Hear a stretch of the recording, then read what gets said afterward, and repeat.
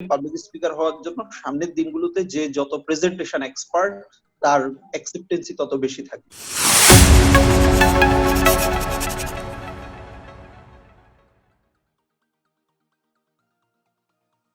আসসালামু আলাইকুম, সবাইকে গুড ইভিনিং জানাচ্ছি। To be a public speaker, be confident about yourself.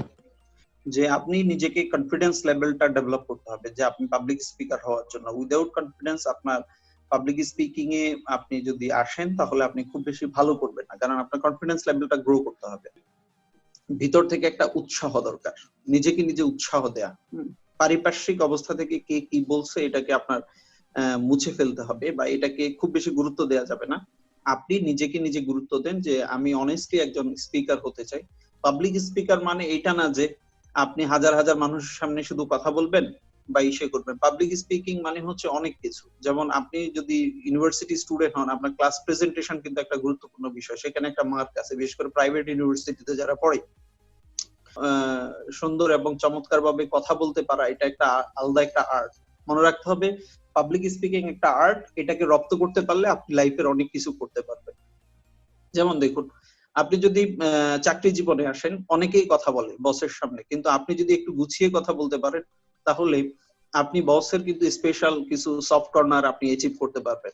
অনেকের ইনক্রিমেন্ট কিন্তু সহজে হয় না, কিন্তু যে পাবলিক স্পিকার, যে ভালো কথা বলতে পারে, তার কিন্তু খুব দ্রুতই কিন্তু তার পদোন্নতিটা হয়। আমরা কিন্তু সবাই সেলস এর সাথে কোনো না কোনো ভাবে জড়িত। কেউ প্রোডাক্ট সেল করে, কেউ সার্ভিস সেল করে। যে জব করে সে কিন্তু সার্ভিস সেল করছে। তো প্রত্যেকটা ব্যক্তি কিন্তু সেলস এর সাথে জড়িত। তাহলে সেলস যদি আপনাকে কন্টিনিউ করতে হয়, বা আপনার লাইফে যে কোনো পার্টে কোনো একটা বিষয় যদি পারফরমেন্স করতে হয়, সেখানে কিন্তু পাবলিক স্পিকিংটা জড়িত। পাবলিক স্পিকিং তার মানে এটা না যে শুধুমাত্র আমরা খোলা মাঠের ভিতরে রাজনৈতিক বক্তার মতো কিছু কথা বলে নিব, শুধু এইটা না। এটা জীবনের প্রত্যেকটা সেক্টরে খুব গুরুত্বপূর্ণ। এই জন্য এই সেক্টরে দক্ষতা অর্জন এখন সময়ের দাবি। পাবলিক স্পিকার হওয়ার জন্য সামনের দিনগুলোতে যে যত প্রেজেন্টেশন এক্সপার্ট তার অ্যাকসেপ্টেন্সি তত বেশি থাকবে। তাহলে পাবলিক স্পিকিং করার জন্য প্রথমত আপনার টোটাল স্পিকিংটাকে আপনি তিনটা পার্টে ভাগ করে নেবেন। আপনার টোটাল বক্তৃতাটাকে, টোটাল প্রেজেন্টেশনটাকে, হোক সেটা 5 মিনিটের, হোক সেটা 50 মিনিটের, হোক সেটা 5 দিনের, যেটাই হয় না কেন, সেটাকে আপনি তিনটা ভাগে ভাগ করে নেবেন। একটা হচ্ছে সংক্ষেপে যদি ভাগ করেন, এটা হচ্ছে প্রথম part, middle part and ending part. এই তিনটা পার্ট যদি আমরা first part, middle part and ending part, এই তিনটা পার্ট যদি আমরা ডিভাইডেড করে নিই, তাহলে it's very important to start presentation smoothly and এক্সকিউসিভলি।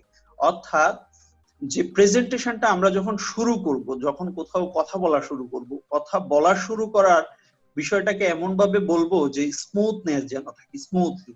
যে অনেক সময় দেখবেন অনেকে প্রেজেন্টেশন শুরু করার সময় গলায় খুসখুস করে, কাশি দেয়, হাঁচি, কান ধরে, নাক ধরে, পকেটে হাত দেয়, তারপরে এটা কিন্তু স্মুথ প্রেজেন্টেশনের লক্ষণ না। তাহলে স্টার্টিংটা যখন আপনি এভাবে করবেন, তখন আপনার পাবলিকের অডিয়েন্স কিন্তু যখন আপনি যেদিকে নিতে চান ওদিকে চলে যাবে। যদি আপনি লাইভ অডিয়েন্সের সামনে কথা বলেন, আপনি যদি আপনার চোখটাকে চুলকান যদিও বা কান যদি বারবার হাত দেন, তাহলে অডিয়েন্সের মনোযোগটা কিন্তু ওদিকে চলে যাবে। এই জন্য এটা ইটস ভেরি ইম্পর্টেন্ট যে স্মুথলি একটা বিষয় শুরু করতে হবে। যে প্রয়োজনে আগে থেকে প্রিপারেশন তো অবশ্যই নিতে হবে, এবং আপনার স্মুথনেস যেন থাকে যে শুরুতে। এবং ফার্স্ট বললাম লাভ ইন ফার্স্ট সাইট, যে প্রথম দেখাতেই যদি আপনি অডিয়েন্সের মনোযোগটা নিতে পারেন, তাহলে কিন্তু আপনি অনেক ভালো করবেন, এবং আপনার টোটাল বক্তৃতাটা কিন্তু আপনার অডিয়েন্স কিন্তু খুব ভালো সহকারে শুনবে। এবং আপনার হয়তো বা অনেক ভালো প্রিপারেশন নেই, ধরেন আপনি যে বিষয়টা নিয়ে কথা বলতে চান সেই বিষয়ে আপনার খুব বেশি দক্ষতা নেই, কিন্তু দুটো বিষয়ে আপনার দক্ষতা না থাকলে টোটাল প্রেজেন্টেশনটাই মাটি হয়ে যাবে। একটা হচ্ছে শুরু, আর একটা হচ্ছে শেষ। বা গুড ইভিনিং দিয়ে শুরু করে, আপনি কিন্তু অন্য কিছু দিয়ে শুরু করতে পারেন সেখানে। সবাই যদি লাল গোলাপের শুভেচ্ছা দিয়ে শুরু করে, আপনি কিন্তু কালো গোলাপের শুভেচ্ছা দিয়ে তৈরি করতে পারেন, কারণ কালো গোলাপ, তাহলে সবাই একটু চোখ বড় করে, ছানা বড় করে দেখবে। কিন্তু গ্রীষ্মের কিন্তু আপনি অন্যরকম একটা বৃষ্টি স্নাত দিনের শুরু কিন্তু করতে পারেন। তাহলে সবচেয়ে বড় কথা কিভাবে করবেন, পরিবেশ পরিস্থিতি বুঝে এমন একটা স্টার্টিং দিবেন, যাতে করে ওখানে বসে আছে সবগুলো অডিয়েন্সের চোখ যেন 0.1 সেন্টিমিটার একটু বড় হয়ে যায়, অর্থাৎ একটু হলেও চোখ করতে পারে। এটা আপনি একটু মাথায় রাখতে হবে। যদি এই মনোযোগটা যদি নিতে পারেন, ইউ আর ভেরি সাকসেসফুল, কারণ বক্তৃতাটা তারা কিন্তু মনোযোগ সহকারে শুনবে। তাহলে একটি প্রেজেন্টেশনের প্রথম স্টার্টিংটা যদি স্মুথলি করতে পারি, দেন এন্ডিংটা কিন্তু আরো জরুরি। মাঝখানে বডি অফ দ্য স্পিচ, এখানে আপনাকে খেয়াল রাখতে হবে যে আপনি হয়তো বা পয়েন্ট ভিত্তিক বা গুছিয়ে কিছু কথা বলবেন বা গুছিয়ে কিছু কথা বলতে পারেননি, কিন্তু আপনার শুরুটা যদি ভালো হয়, ওখানকার অনেক বিষয় কিন্তু ক্ষমার সুন্দর দৃষ্টিতে দেখবে অডিয়েন্স। কিন্তু এন্ড খারাপ করেন তাহলে আপনার টোটাল বক্তৃতাটাই কিন্তু খারাপ হয়ে যাবে। অর্থাৎ শেষ ভালো যা সব ভালো তার, এই জন্য শেষটাও যেন আমরা ভালো করতে পারি এই বিষয়ে আমাদের খেয়াল রাখতে হবে।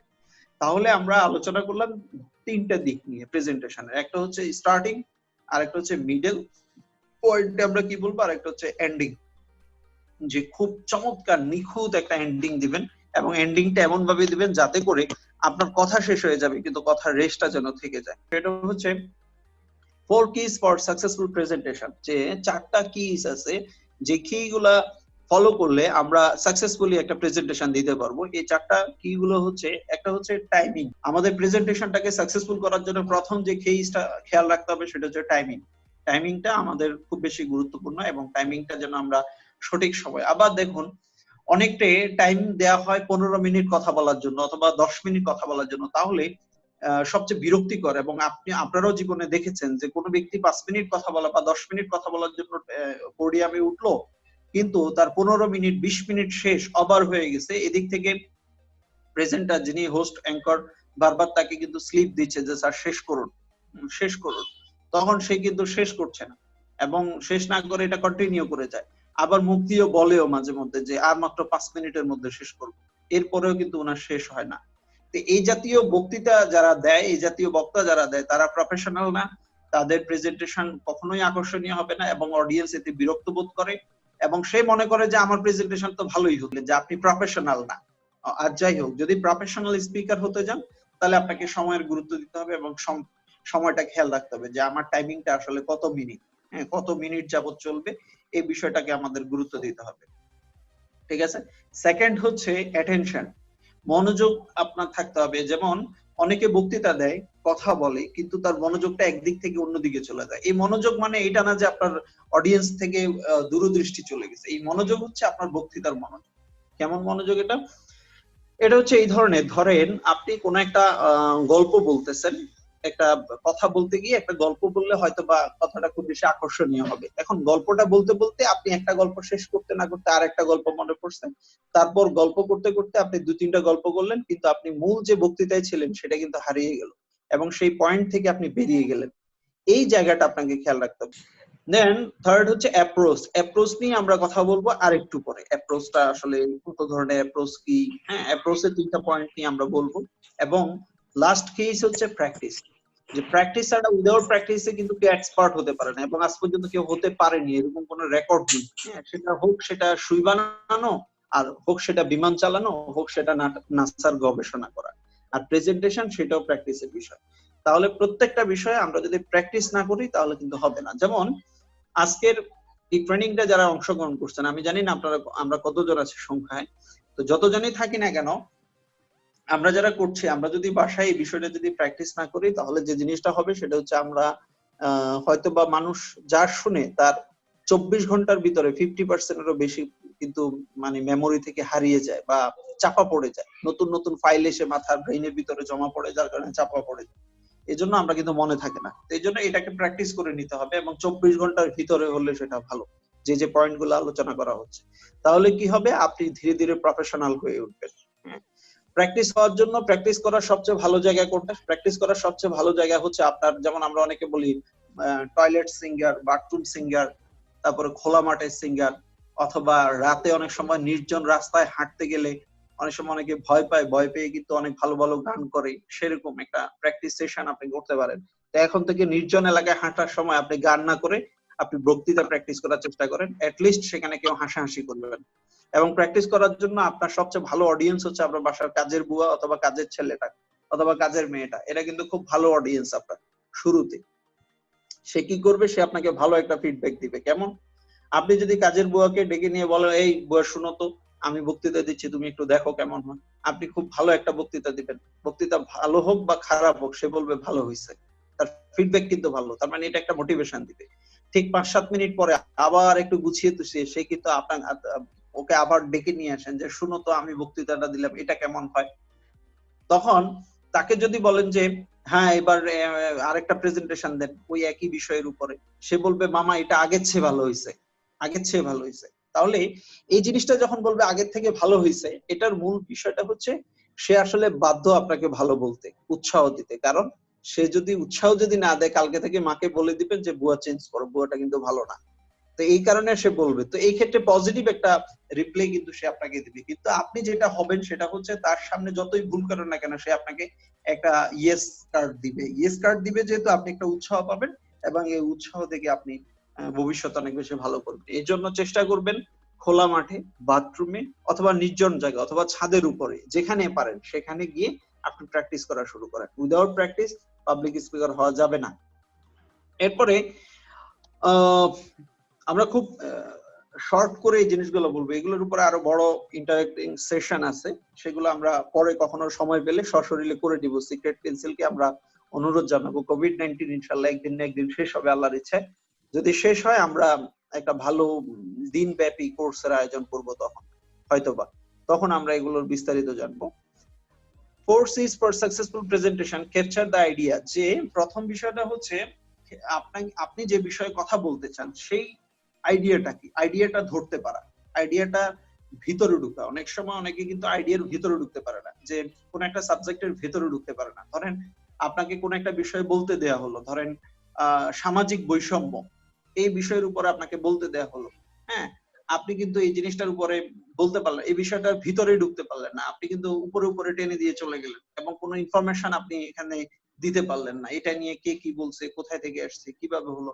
যে আইডিয়া যখন গ্যাদার করব, আইডিয়া যখন নিব, তখন ইনফরমেশনটা খুব সহজে আমরা নিতে পারবো, কারণ আমাদের ইনফরমেশন কালেকশন করার হেভি সোর্স আছে, কিন্তু আইডিয়া কালেকশন করার কিন্তু সোর্স কিন্তু খুবই লিমিটেড। এর জন্য কোন একটা সাবজেক্ট যদি থাকে, ওই সাবজেক্টের আইডিয়াটা নিতে হবে যে এই সাবজেক্ট আসলে কি বুঝাতে চাচ্ছে, এবং আমার সেগুলা কারা, শ্রোতাগুলো কারা, তাদের সামনে এই এই টপিকটা নিয়ে কোন কোন সিস্টেমে কথা বলা যায়, কোন কোন দিকগুলো আমি তুলে ধরবো। ধরেন একই বিষয় নিয়ে স্টুডেন্টদের সামনে একরকম কথা বলতে হবে, একটা আইডিয়া, এক রকমের আইডিয়া থাকবে। আপনি যদি একই বিষয় নিয়ে প্রফেশনাল কারোর সামনে কথা বলেন, তখন আরেক রকম। আপনি যদি জব হোল্ডারের সামনে কথা বলেন, তাহলে কিন্তু আরেক রকম। তাহলে এক এক সময় টপিকটা কিন্তু আইডিয়াটা চেঞ্জ হয়ে যাচ্ছে অডিয়েন্সের উপর ডিপেন্ড করে। এই জন্য আপনি আইডিয়াটা আগে খুঁজে বের করুন। আইডিয়া বের করার জন্য সবচেয়ে ভালো মাধ্যম হচ্ছে যে আপনি কাদের সামনে কথা বলবেন, কোন বিষয়ে কথা বলবেন, এই বিষয়গুলো আপনাকে ঠিক করে নেওয়া। এবং সেকেন্ড গুরুত্বপূর্ণ বিষয় হচ্ছে কনস্ট্রাক্ট ইউর থট, যে আপনার যে বিষয়ে কথা বলবেন, এই কথায় কথামালা, এই কথার মালা তৈরি করতে পারাটা একটা গুরুত্বপূর্ণ বিষয়। যেমন হানিফ সংকেত প্রেজেন্টেশন দেয়, হানিফ সংকেতের প্রেজেন্টেশন কিন্তু সবাই শুনি, এবং ওনার প্রেজেন্টেশনটা খুব অসাম লাগে, ভালো লাগে। এটার মূল কারণ হচ্ছে উনি ছন্দবদ্ধ কথা বলেন, এবং কোন কথার পরে কোন কথাটা বলবেন, এবং কোন টপিকের উপরে কোনটা নিয়ে আসবেন, প্রত্যেকটা জিনিস কিন্তু সাজানো গুছানো এবং কনস্ট্রাক্ট করে নিছে। কনস্ট্রাকটিভ ওয়েতে সে কিন্তু ধরে নিছে এটার পরে এটা, এটার পরে এটা, এটার পরে এটা। ঠিক তেমনি ভাবে আপনি আপনার বক্তৃতা, আপনি আপনার প্রেজেন্টেশনটা হোক ছোট হোক লম্বা, টোটাল বক্তৃতাটাকে আপনি কি করেন, সাজিয়ে নেন। সবচেয়ে ভালো যদি আপনার মনে না থাকে, শুরুর দিক থেকে আপনি সাজানোর জন্য হয়তো বা আপনি পাওয়ার পয়েন্ট প্রেজেন্টেশন নিতে পারেন। যদি সেখানে সে অপশনটা না থাকে, লিস্ট আপনি কি করেন, আপনি একটা চিরকুটে লিখে নেন। এখন তো মোবাইল ফোন আছে, মোবাইল ফোনে আপনি কি করেন, সেই জিনিসটা করে নেন। থার্ড থিং হচ্ছে যে কানেক্ট উইথ ইউর অডিয়েন্স। অনেকে কথা বলে অডিয়েন্সের মাথার উপর দিয়ে যায় অথবা নিচ দিয়ে যায়, এই দুটোই কিন্তু খারাপ, অডিয়েন্সের ভিতরে ঢুকতে না পারা। হ্যাঁ, আপনি যখনই আপনার প্রেজেন্টেশনটাকে সাকসেসফুল করতে যাবেন, তখন আপনাকে খেয়াল রাখতে হবে যে আমি যে অডিয়েন্সের সামনে কথা বলছি, এই অডিয়েন্সের মনোযোগটা আসলে কেমন। এই অডিয়েন্সের মনোযোগ নেওয়ার জন্য আপনাকে কয়েকটা জিনিস করতে হবে। তখন আপনাকে অ্যাডভান্স লেভেলের কিছু ট্রেনিং এ যেতে হবে। সেই ট্রেনিং গুলো হচ্ছে যেমন আইস ব্রেকিং টেকনিক, এটাকে বলে আইস ব্রেকিং টেকনিক্স। যে আইস ব্রেকিংটা কেমন, আইস ব্রেকিং করার জন্য আপনি গল্প বলতে পারেন, ব্যায়াম করাতে পারেন, গেমস দিতে পারেন, আপনি তাদেরকে উঠবস করাতে পারেন, আপনি তাদেরকে আসন চেঞ্জ করে দিতে পারেন। অনেকগুলো টেকনিক আছে এখানে, শত শত টেকনিক আছে, যে টেকনিক গুলো দিয়ে আপনি আপনার অডিয়েন্সের আইস ব্রেকিংটা করতে পারেন। এবং আইস ব্রেকিং টেকনিকটা আপনারা যদি নাও পারেন, তাহলে আপনার প্রেজেন্টেশন শর্ট হোক আর লং হোক, লিস্ট আকর্ষণীয় হবে না। যদি আকর্ষণীয় করতে হয়, আইস ব্রেকিংটা জানতে হবে। আইস ব্রেকিং এর জন্য আপনারা একটু অ্যাডভান্স লেভেলের একটু ট্রেনিং করে নেবেন, এটা নিজ দায়িত্বে করে নেবেন, অথবা পরবর্তী কোনো সেশনে সেটা যদি আয়োজন করা হয়, আমরা সেখানে সময় দেওয়ার চেষ্টা করবো ইনশাল্লাহ। তারপরের পয়েন্ট, অনেক সময় আমরা এই কথাটা বারবার বলি, হ্যাঁ এরপরে এটা, হ্যাঁ তারপরের পয়েন্ট এটা, তারপর এই জিনিসগুলো বলা যাবে না। এই জিনিসগুলো বললে আপনার কনভারসেশনটা কন্টিনিউয়াসলি হবে না, হ্যাঁ ব্রেক হবে। এই প্রত্যেকটা ব্রেক, প্রত্যেকটা পালস আপনার অডিয়েন্সের ব্রেনের ভিতরে কিন্তু একটা পালস ক্রিয়েট করে, যে পালসটা, যে বিরতিটা, হ্যাঁ যে পজটা আপনাকে যেটা করবে সেটা হচ্ছে অডিয়েন্সকে কিছু সময়ের জন্য, ন্যানো সেকেন্ডের বা সেকেন্ডের জন্য হলে আপনাকে একটু বাহিরে নিয়ে যাবে, মনোযোগটা, অ্যাটেনশনটা নষ্ট হবে। এই জন্য আপনার প্রেজেন্টেশনটাকে সবসময়, কনভারসেশনটাকে সবসময় কি করবেন, একদম কন্টিনিউয়াস প্রসেসে করবেন। আমরা কিছু এবার অবস্টাকেলস নিয়ে কথা বলবো, যেহেতু সময় সংক্ষিপ্ত। অবস্টাকেলস গুলো হচ্ছে পাবলিক স্পিকিং এর কিছু অবস্টাকেলস আছে, কিছু বাধা আছে, এই বাধাগুলো নিয়ে কথা বলছি। নাম্বার 1 হচ্ছে নার্ভাসনেস। অনেক সময় নার্ভাসনেস কাজ করে, যে কারণে আমরা কথা বলতে নিলে শাই ফিল করি, নার্ভাস হয়ে যাই, বা কথা বলতে আসছি একটা বলা শুরু করে দিই আরেকটা। এগুলো যেন আমরা খেয়াল রাখি, নার্ভাস হওয়া যাবে না। নার্ভাসনেস কাটিয়ে ওঠার জন্য কয়েকটা জিনিস করতে হবে। একটা হচ্ছে প্রচন্ড পরিমাণ সাহস বুকে রাখতে হবে, তাহলে আপনি নার্ভাস হবেন না। তার পরবর্তীতে আপনাকে এটা ধরে নিতে হবে যেটা আমি আমার বন্ধু বান্ধবের সামনে যেভাবে কথা বলি সেরকম একটা কথাই আমি জাস্ট আমার অডিয়েন্সটাকে ধরে নিব যে আমার বন্ধু বান্ধবের মতোই আমি সবসময় যাদের সামনে কথা বলি। অথবা আমি এভাবে করতে পারি যে এই কথা বলা তো আমার নিত্য নৈমিত্তিক ব্যাপার, আমি সবসময় কথা বলি, তাহলে আমি আজকে ভয় পাবো কেন। এভাবে করে আপনার নার্ভাসনেসটাকে ওভারকাম করতে পারেন। এছাড়া আরেকটা প্র্যাকটিস আছে নার্ভাসনেস আসার জন্য, যাদের হার্ট দুর্বল, যাদের শ্বাস ছোট, তারা কিন্তু খুব সহসা নার্ভাস হয়ে যায়। এর জন্য শ্বাসের ব্যায়ামটা করবেন, এটার জন্য অনেক বড় একটা ব্যায়াম আছে। আমরা দেখি লাইভ ভিডিওতে এসে এই ব্যায়ামগুলো যদি সময় পাই করার চেষ্টা করব।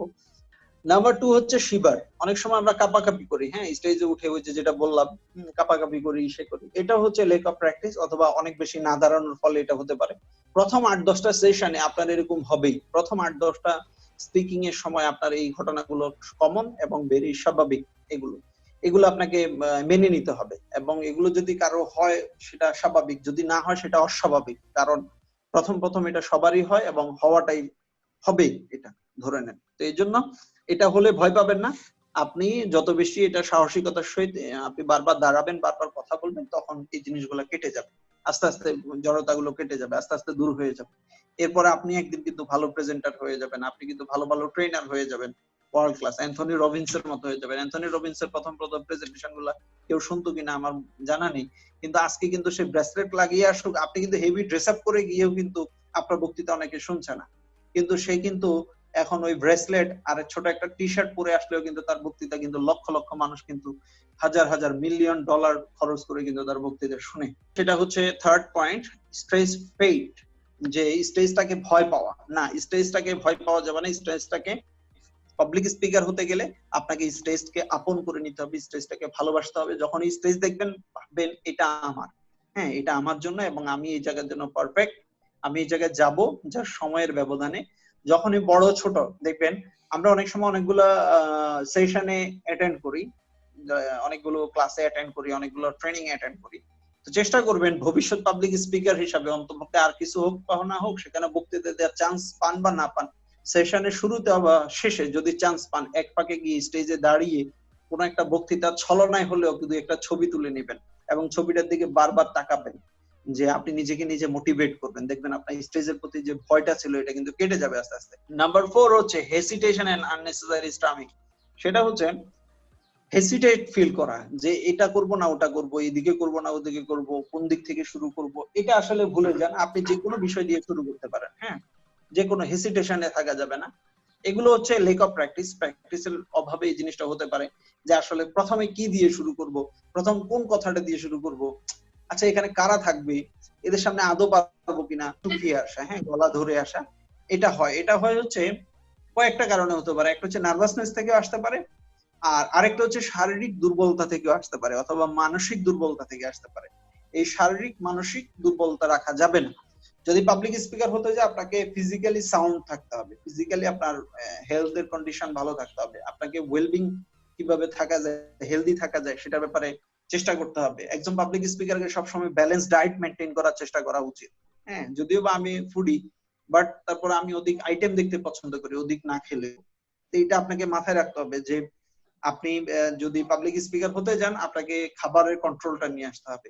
বেশি বেশি পানি খেতে হবে, কারণ পানি যদি আবার কম খান তাহলে গলা শুকিয়ে আসবে, হ্যাঁ, সাপোর্টটা পাবেন না। আবার অতিরিক্ত পানি খেলে কিন্তু 1.5 ঘন্টার প্রেজেন্টেশন 2 ঘন্টার প্রেজেন্টেশন দিবেন, আপনি যদি কয়েকবার ওয়াশরুমে যান তাহলে কিন্তু প্রেজেন্টেশন মাটি হয়ে যাবে। এই বিষয়গুলো খেয়াল রাখতে হবে, হ্যাঁ। তারপরে আপনাকে এগুলো খুব টেকনিক্যাল বিষয় আর কি, এগুলোর জন্য এটার জন্য আবার টাং টাই সিচুয়েশন এবং যে আপনার যে গালফ, এটার জন্য ব্যায়াম আছে অনেকগুলা। এই ব্যায়ামগুলা প্র্যাকটিস করে সরাসরি আপনাকে দেখতে হবে, তাহলে আপনি বুঝতে পারবেন যে এই ব্যায়ামগুলা কি বা কেমন। হ্যাঁ, আমি ব্যায়ামগুলো যদি আমাদের ওই যে 2-3 দিন 5 দিনের যে লং কোর্স, সেখানে এই ব্যায়ামগুলো কিন্তু করানো হয়। আর আরেকটা বিষয় হচ্ছে স্ট্যাম্বল, অনেক সময় আমরা হোঁচট খেয়ে পড়ে যাই স্টেজ থেকে। যেগুলো স্টেজ প্রেজেন্টেশন যেগুলো করব, সেখানে আমি খেয়াল রাখবো যে আমার স্টেজের আগে যে স্টেজে দাঁড়াবো সেই স্টেজের একটা মেজারমেন্ট আমি আমার মনে মনে এঁকে নিব। কোথায় কি আছে, কোথায় পোডিয়াম আছে, কোথায় প্রজেক্টর আছে, কোথায় চেয়ার আছে, কোথায় টেবিল আছে, স্টেজের ডান পাশে কি পরিমাণ স্পেস আছে, বাম পাশে কি পরিমাণ স্পেস আছে যদি হেঁটে বক্তৃতা দিই, অথবা যদি পোডিয়ামে বক্তৃতা দিই তাহলে পোডিয়ামে আমি কোন অ্যাঙ্গেল করে দাঁড়াবো, এটা আমাকে খেয়াল রাখতে হবে। হ্যাঁ, নসের যে জিনিসটা হবে, অনেক সময় পোডিয়ামের উপর অতিরিক্ত, পোডিয়াম গুলো হালকা থাকে, হ্যাঁ, একদম হালকা থাকে, তো ইসে থাকে, এটার উপর অনেক সময় ভর দিতে গিয়ে এটা নিয়ে উল্টায় পড়ে যায়, এই ধরনের ঘটনা কিন্তু অ্যাভেলেবেল দেখে আসছে।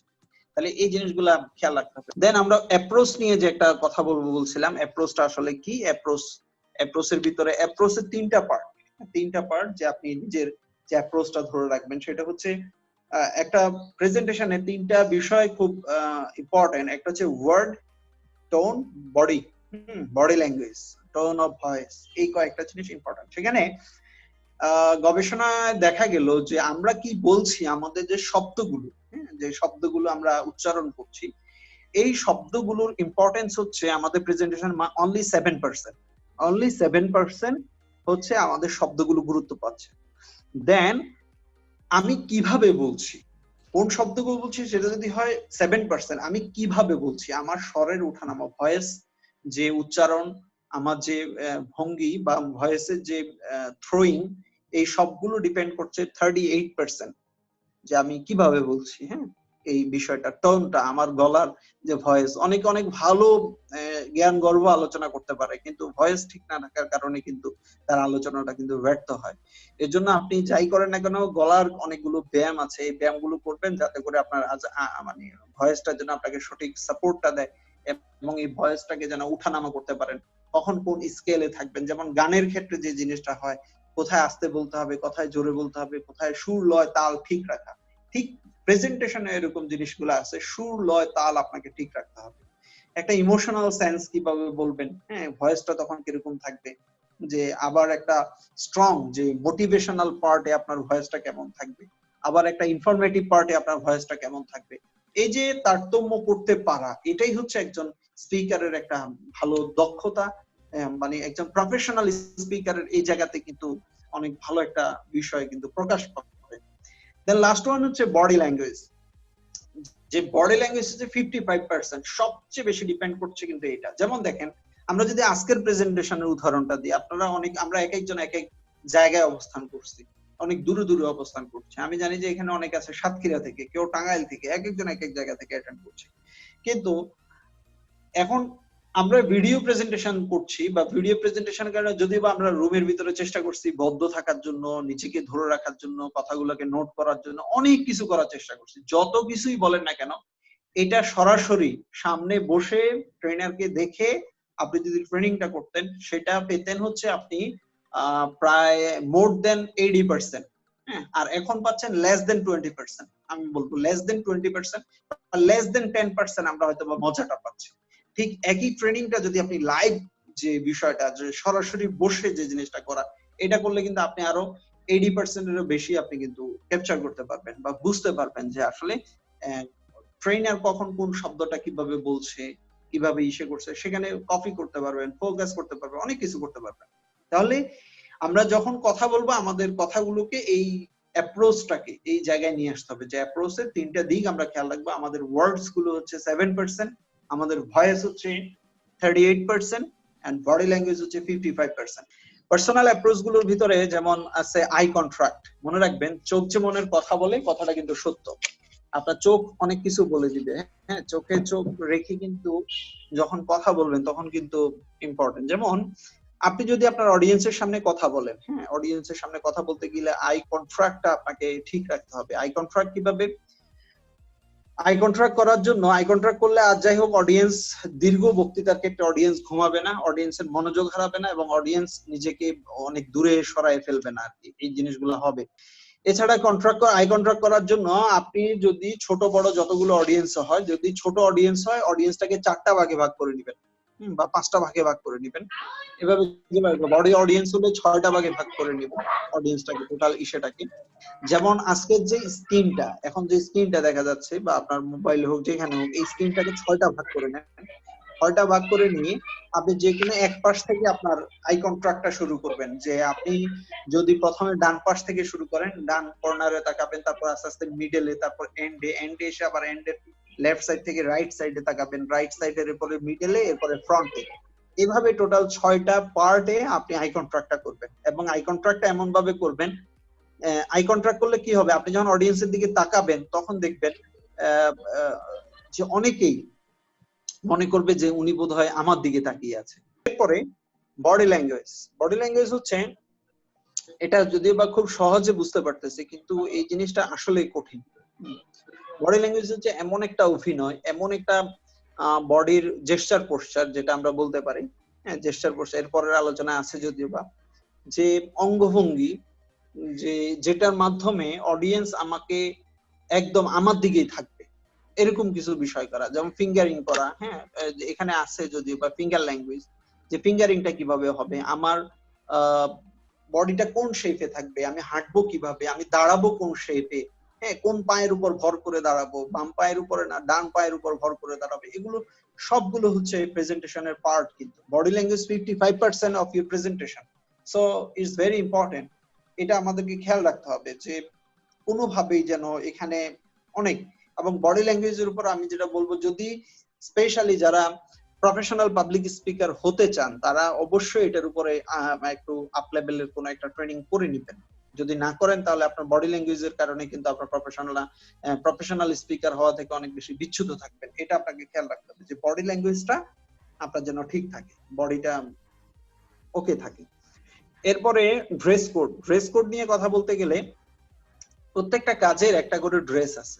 যেমন ফুটবলের ড্রেস নিয়ে ইমামতি করা যাবে না, ইমাম সাহেবের ড্রেস নিয়ে কিন্তু ফুটবল খেলা যাবে না, এটা মাথায় রাখতে হবে। প্রত্যেকটা জায়গার কিন্তু একটা ড্রেস কোড আছে, তা আলাদা। আমরা সেম ড্রেস কোডে আমি আমার বন্ধুর সামনে যেটা নিয়ে প্রেজেন্টেশন করব, একই ড্রেস কোড নিয়ে কিন্তু আমার শিক্ষকের সামনে সেটা আমি করতে পারি না। আমার শিক্ষকের সামনে প্রেজেন্টেশনে যে হয়তো বা যে সেটা থাকে, ড্রেস কোডটা থাকে, সেটা আমার বসের সামনে, অফিসিয়াল বসের সামনে কিন্তু নাও থাকতে পারে। এজন্য ড্রেস কোড কত বেশি ইম্পর্টেন্ট দেখেন, শেখ সাদির একটা আমরা উদাহরণ জানি, সে কিন্তু একই জায়গায় দুবার গিয়েছিল। প্রথমবার গিয়েছিল ড্রেস কোড ছাড়া, যে ড্রেসটা খুব দুর্বল ছিল, তাকে খুব বেশি আদর আপ্যায়ন করা হয়নি। সেকেন্ড ডেতে সে অন্য এক সময় সে পূর্ণাঙ্গ ড্রেস আপ গেট আপ নিয়ে সেখানে যাওয়ার পরে তার আপ্যায়নটা ছিল ভিন্ন। এই জন্য আপনি যখনই কোথাও বক্তৃতা দিতে যান আপনার ড্রেসটা যেন হয় আকর্ষণীয়। আকর্ষণীয় ড্রেস বলতে ড্রেসটা অনেক দামি হতে হবে বিষয়টা এরকম না, কিন্তু ড্রেসটা যেন মার্জিত হয়, সমাজের চোখে দেখতে যেন ভালো দেখায়। আপনার চোখে দেখতে ভালো দেখাচ্ছে বিষয়টা এরকম নাও হতে পারে, আপনার কাছে হয়তো বা মনে হচ্ছে যে না এটা আমাকে ভালো লাগছে না, আসলে 10 জনের চোখে আপনাকে যেভাবে আকর্ষণীয় দেখায় সেই ড্রেস কোডটা আমরা মেনটেন করব। যদি আপনি কোন একটা পার্টি প্রোগ্রামে যাচ্ছেন অথবা বার্থডে পার্টিতে যাচ্ছেন, সেখানে একরকম ড্রেস আছে, আপনি প্রত্যেকটা জায়গায় ঠিক তেমনি ভাবে প্রেজেন্টেশনের জন্য চেষ্টা করতে হবে বাংলাদেশের আর্থসামাজিক অবস্থা অনুযায়ী যে পোশাকটা মার্জিত সেটা। এবং ড্রেসের কালারের উপরে কিন্তু প্রচুর পড়াশোনা আছে এবং প্রচুর বই আছে। আপনারা অনলাইনে যদি কালেকশন করেন আপনি 1000 পৃষ্ঠার বই পাবেন শুধু কালার ম্যাচিং এর উপরে। উজ্জ্বল একবারে মানুষের চোখ দেখলেই চোখে পড়ে এরকম জিনিসগুলা, কালার গুলা অ্যাভয়েড করতে হবে। একবারে ডিরেক্ট 100% রেড, 100% ব্লু, 100% ব্ল্যাক বা 100% কোনো কিছু যেন, এই জিনিসগুলাকে যেটুক পারি অ্যাভয়েড করার জন্য, যেই মানে চোখে ধাঁধা লাগে এই ধরনের কালার গুলাকে অ্যাভয়েড করতে হবে। যে আমরা ম্যাট কালার গুলাকে পছন্দ করব, যে কালারটা একটু একবারে গ্লোসি না, ওই কালার গুলাকে আমরা রাখার চেষ্টা করব আমাদের ড্রেস গুলো। অফ হোয়াইট টাইপের বা ছোট ছোট স্টেপ, হ্যাঁ, বা ছোট ছোট চেক যে শার্ট গুলো আছে বা টি শার্ট যেটাই করি না কেন, এটা যেন হয় ভালো ড্রেস কোড, এগুলো আমরা খেয়াল রাখতে হবে। যে মুদ্রা দোষ যেন না থাকা। অনেক সময় অনেকে বারবার মুখে হাত দেয়া, হ্যাঁ, মুখে হাত দেয়া, একটা নাকে হাত দেয়া, নাক ধরা, নাক মুছা, অথবা চুলে হাত দেয়া, প্যান্টের পকেটে হাত দেয়া, এরকম কিছু বদ অভ্যাস থাকে বা মুদ্রা দোষ থাকে। বদ অভ্যাস বলা যাবে না, এটা মুদ্রা দোষ হতে পারে। এগুলোকে আমরা অ্যাভয়েড করবো আর কি। আর্টিকুলেশন, টোটাল বিষয়টা যেন একটা শৈল্পিক ভাব যেন পায়, এটাকে খেয়াল রাখতে হবে। শৈল্পিক নৈপুণ্য যেন হয়, নিপুণতা যেন থাকে আপনার প্রেজেন্টেশনে, এটা খেয়াল রাখতে হবে। যে আমি কত দামি প্রেজেন্টেশন দিলাম, কত গুরুগম্ভীর কথা বললাম, এটার চেয়ে বেশি ইম্পর্টেন্ট হচ্ছে আমার টোটাল বিষয়টার ভিতরে একটা আর্ট কিনা, একটা শিল্প আছে কিনা, এটা ইম্পর্টেন্ট। হ্যাঁ, এনথুসিয়াজম, এটা হচ্ছে উৎসাহ উদ্দীপনা। যে উদ্দীপনা যদি না থাকে, ভিতর থেকে যদি উদ্যমতা যদি না থাকে, তাহলে কিন্তু হবে না। অনেক সময় দেখবেন লম্বা প্রেজেন্টেশনে যে জিনিসটা হয় সেটা হচ্ছে যে কথা বলতে বলতে শুরুতে প্রথম 15 মিনিট আমি যে রিদম নিয়ে কথা বলছি, দ্বিতীয় 15 মিনিট আমি ওভাবে কথা বলতে পারছি না। এটা কিন্তু আপনার উদ্যমতা হারিয়ে ফেলছেন আপনি।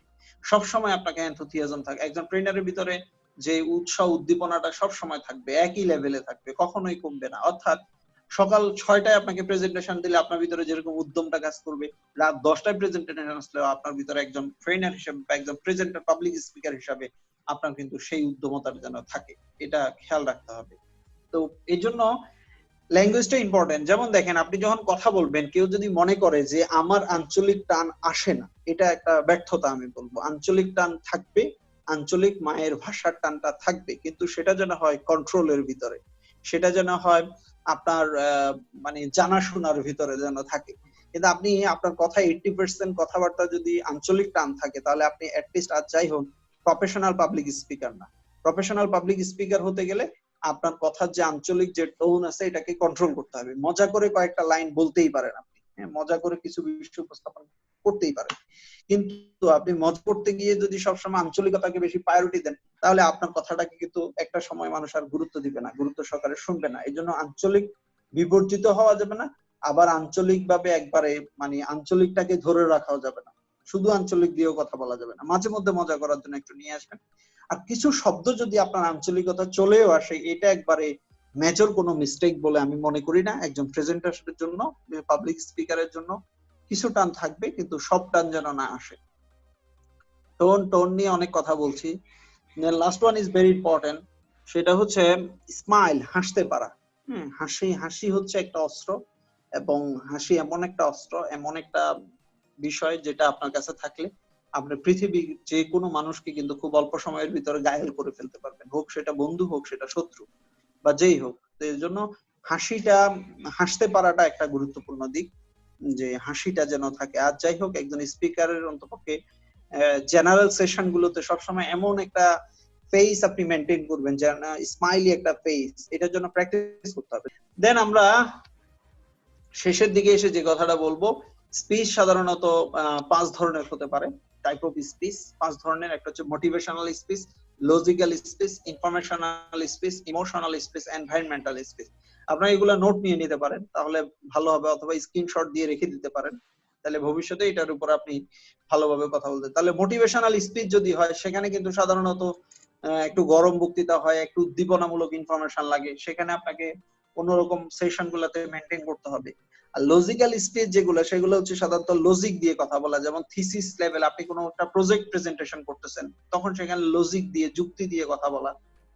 অথবা বিতর্ক প্রতিযোগিতা আপনি আছেন, সেখানে কিন্তু মোটিভেশনাল কথা চলবে না, সেখানে দুইটা জিনিস চলবে, একটা হচ্ছে ইনফরমেশন আর একটা হচ্ছে লজিক। আপনি প্রতিপক্ষকে লজিক দিয়ে কত বেশি হারাতে পারলেন, এটা আপনার কাছে ইম্পর্টেন্ট।